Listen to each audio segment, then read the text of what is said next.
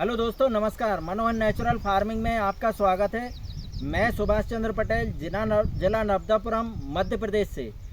किसान भाइयों, आज मैं आपको बताने वाला हूं कि प्राकृतिक खेती की जो शुरुआत है वो कब करें और कैसे करें। ये इतना बढ़िया सुनहरा अवसर है कि इस समय अगर आप प्राकृतिक खेती की शुरुआत करते हैं तो आप देखेंगे कि उसके एक जो बदलाव हैं या जो उसमें परिवर्तन है वो कितनी तेज़ी से आता है।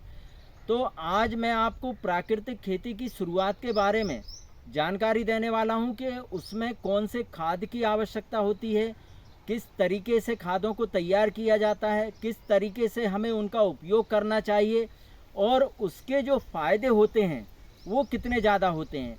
जैसा कि किसान भाइयों, अभी हम वर्तमान में जिस तरीके से रासायनिक खादों का भरपूर मात्रा में उपयोग कर रहे हैं तो हमारी जो लागतें हैं वो काफ़ी ज़्यादा बढ़ती जा रही हैं और लागत बढ़ने के साथ साथ जो हमारी धरती माता मिट्टी की जो उर्वरक शक्ति है वो कम होती जा रही है।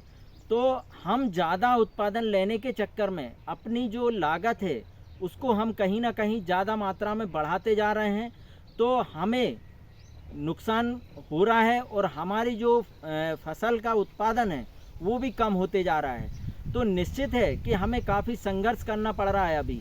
तो दोस्तों, ये एक इतना बढ़िया अवसर है, इसके बारे में मैं आज आपको पूरी जानकारी देने जा रहा हूँ। तो कृपया कर आप लोग मेरे वीडियो को पूरा अवश्य देखें कि इसमें कौन से खादों की आवश्यकता होती है और वो खाद हमारी छोटी सी मेहनत से, हमारे छोटे से प्रयास से काफ़ी कम समय में तैयार हो जाते हैं, काफ़ी कम लागत में तैयार हो जाते हैं और हमारे जो मिट्टी है उसकी मिट्टी की जो पोषक तत्वों की आवश्यकता होती है वो सारे मौजूद होते हैं इस खाद में और मिट्टी की जो उर्वरक शक्ति है वो भी काफ़ी ज़्यादा मात्रा में बढ़ जाती है।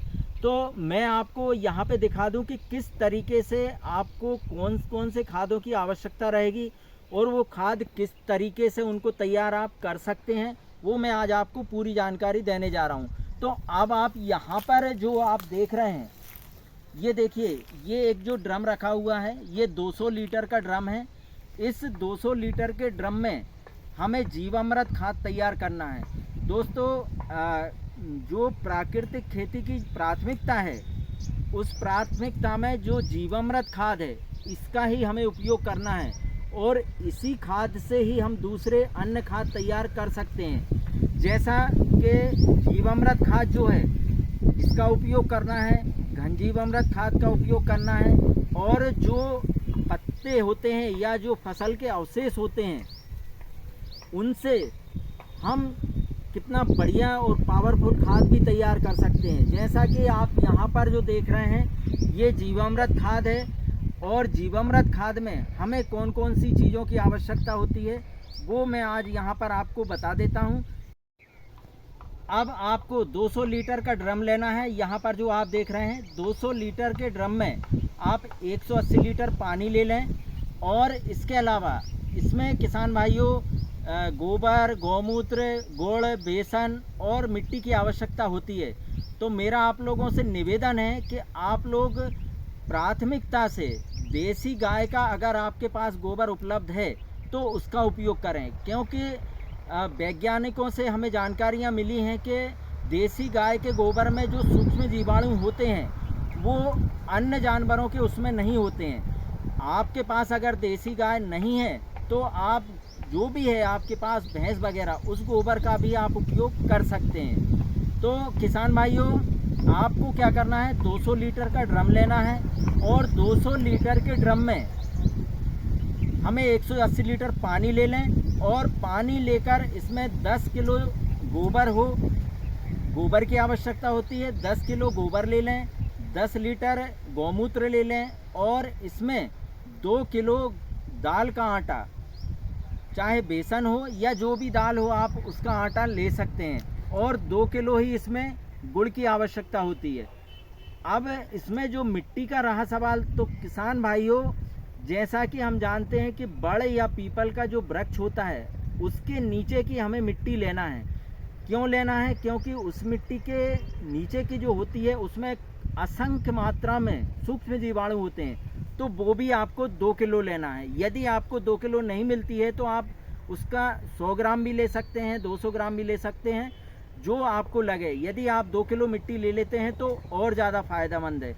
तो आपको 5 चीज़ें मिलाना है इसमें: 10 किलो गोबर, 10 लीटर गौमूत्र, 2 किलो गुड़, 2 किलो बेसन और 2 किलो बड़े या पीपल के नीचे की मिट्टी का उपयोग करें। दोस्तों, ये आपको सब चीज़ें डालने के बाद इसको सुबह और शाम हिलाना है। और हिलाएंगे जब आप, तो दोस्तों आप देखेंगे कि गर्मी के दिनों में ये मात्र 4 से 5 दिन में ही तैयार हो जाता है, और ठंडी के दिनों में ये 7 से 8 दिन में तैयार होता है। तो दोस्तों, जीवामृत जो खाद है वो आप जब भी बनाएं तो इसको विशेष ध्यान रखें कि छाया वाली जगह पर ही रखकर आप तैयार करें। तो इसमें आप देखेंगे कि इसकी जो जीवाणुओं की संख्या होती है वो काफ़ी तेज़ी से बढ़ती है, और प्राकृतिक खेती के लिए ये मूल आधार है। पृथ्वी और हमारी जो धरती माता है उसकी उर्वरक शक्ति को बढ़ाने के लिए इसका उपयोग अति आवश्यक है। इसके अलावा आपको एक चीज़ और मैं आप बता दूं कि किसान भाइयों, जैसा कि अभी आज 18 मार्च है और मार्च के महीने में हमारी जो गेहूं की फसल होती है उसकी हार्वेस्टिंग स्टार्ट हो जाती है, जो कि कहीं कहीं पर अप्रैल तक चलती है। तो किसान भाइयों, ये बहुत ही सुनहरा अवसर है कि आप इस समय इसकी शुरुआत करें। जब आपकी गेहूं की कटाई होती है तो उस कटाई में हम देखते हैं कि हार्वेस्टर से कटिंग होने के बाद उस पर हम भूसा बनवाते हैं। भूसा बनने के बाद दोस्तों, जो उस पर अवशेष बचते हैं फसल के, उस समय आपको क्या करना है, ये विशेष सावधानी रखें आप कि इस पर जुताई जो है आप ट्रैक्टर से करते हैं तो उसकी जुताई को गहरी ना करें, उसको जुताई बहुत ही कम करें, 4 इंच की जुताई करें। और जुताई करने के बाद उस पर आप मूंग की बोनी कर दें। तो जो अवशेष हैं उनको ना तो हमें जलाना है और ना ही उनको हटाना है, उन अवशेषों को वहीं पड़े रहने दें और उस पर हम मूंग की बोनी कर दें। तो किसान भाइयों, ये एक इतना अच्छा सुनहरा अवसर है कि अगर आप प्राकृतिक खेती की शुरुआत कर रहे हैं या आप प्राकृतिक खेती कर रहे हैं तो आप उन अवशेषों को छेड़छाड़ ना करें और उस पर ही आप मूंग की बोनी कर दें।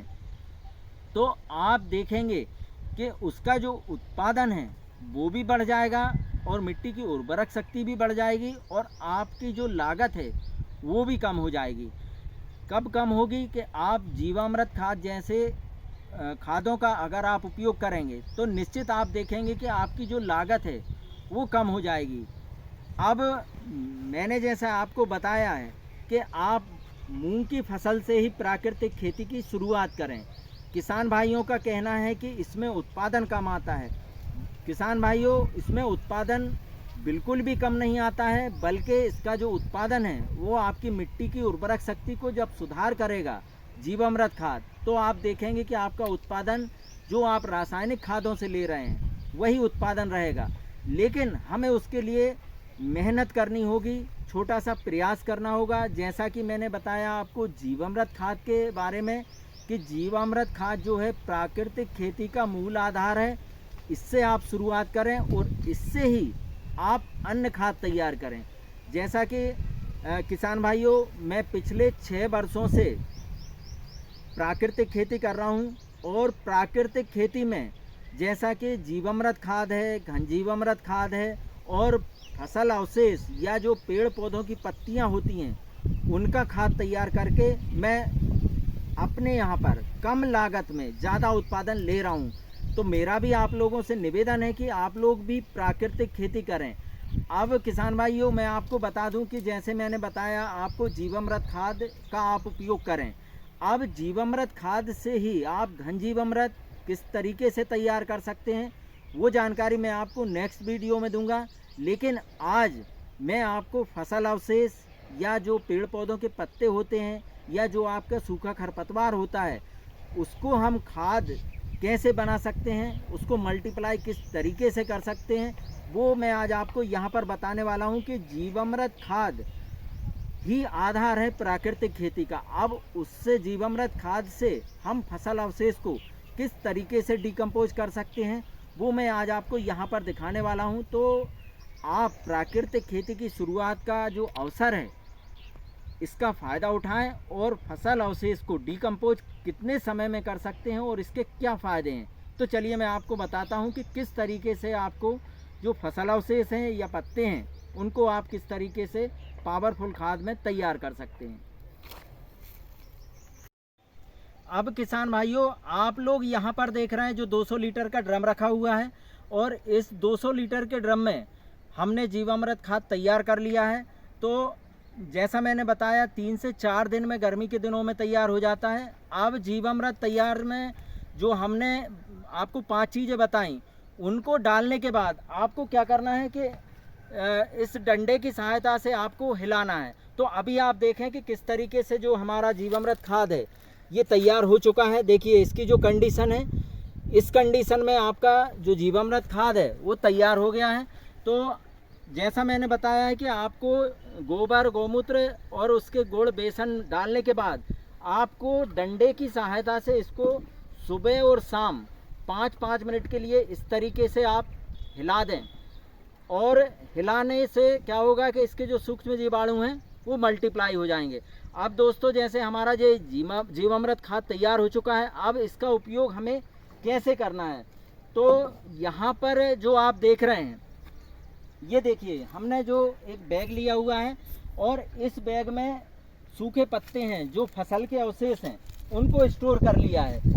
तो यहाँ पर जो आप देख रहे हैं, ये देखिए आप, ये केला के पत्ते हैं, यहाँ पर कुछ आम के पत्ते लिए हुए हैं हमने ये, और यहाँ पर जो आप देख रहे हैं कुछ यहाँ पर जो नीम की सूखी पत्तियाँ हैं, ये इस तरीके से हमने सूखी पत्तियों को स्टोर करके रखा है। अब आपके पास यदि फसल अवशेष हैं तो उनको भी आप इसी तरीके से स्टोर कर लें किसी भी बैग में। तो अब इसके बाद हमें क्या करना है कि इसमें आपको जो यहाँ जीवामृत खाद तैयार किया हुआ है इसको आप अच्छे तरीके से मिला लें। ये जो आप देख रहे हैं, देखिए कितना बढ़िया इसमें जो जीवामृत खाद है हमारा तैयार हो चुका है। अब इसको आप लें और जो अवशेष हैं, जो फसलों के अवशेष हैं, उन पर आप इस तरीके से इसका छिड़काव करें। ये जो आप देख रहे हैं इस तरीके से आप सारे पत्तों को भिगो दें।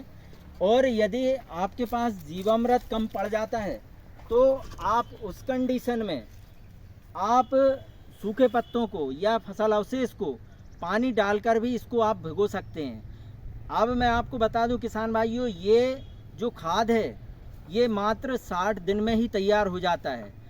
अब इसको ध्यान रखना है कि जब भी आप जीवामृत खाद का उपयोग करें, उस पर छिड़काव करें, तो उसको 10 दिन में एक बार ज़रूर पलटा दें, जिसमें कि जो सूखे अवशेष हैं वो काफ़ी अच्छे तरीके से भीग जाएं और जो खाद है वो जल्दी आपका तैयार हो जाए। तो मात्र 60 दिन में ही ये आपके जो फसल अवशेष हैं, जो पत्ते हैं, वो एक बढ़िया पावरफुल खाद तैयार हो जाएगा। तो आप इस तरीके से जीवामृत से आप पत्तों को भी डिकम्पोज कर सकते हैं। तो इसका जो फ़ायदा है वो आपको फसलों में काफ़ी ज़्यादा मिलेगा और किसान भाइयों आप लोगों की जो लागत है वो भी कम होगी। अब किसान भाइयों, जैसा कि मैंने आपको बताया कि आप सूखे पत्तों का और जो फसल अवशेष है उसका खाद किस तरीके से तैयार कर सकते हैं मात्र 60 दिन में। तो किसान भाइयों, ये प्राकृतिक खेती करने का सुनहरा अवसर है कि आप गेहूं की कटाई के बाद मूंग की बोनी से ही आप प्राकृतिक खेती की शुरुआत करें। और प्राकृतिक खेती के लिए जीवामृत खाद ही इसका मूल आधार है, इसका आप उपयोग करें। तो किसान भाइयों, आज मैंने जो फसल अवशेष को किस तरीके से डिकम्पोज कर सकते हैं, आप एक पावरफुल खाद तैयार किस तरीके से कर सकते हैं, ये मैंने बताया। अब नेक्स्ट वीडियो में मैं आपको बताऊंगा कि घन जीवामृत आप किस तरीके से इसको तैयार कर सकते हैं और उसका कितने फ़ायदे होते हैं और फसल में किस तरीके से हमें उसका उपयोग करना है। तो किसान भाइयों, आज मैंने जो आपको जीवामृत खाद और फसल अवशेष को पावरफुल खाद बनाने के लिए जो तरीका बताया वो आपको कैसा लगा कमेंट बॉक्स में अवश्य बताएं। और मेरा आप लोगों से एक निवेदन है कि आप लोग मेरे वीडियो को ज़्यादा से ज़्यादा लाइक करें, शेयर करें, सब्सक्राइब करें। धन्यवाद।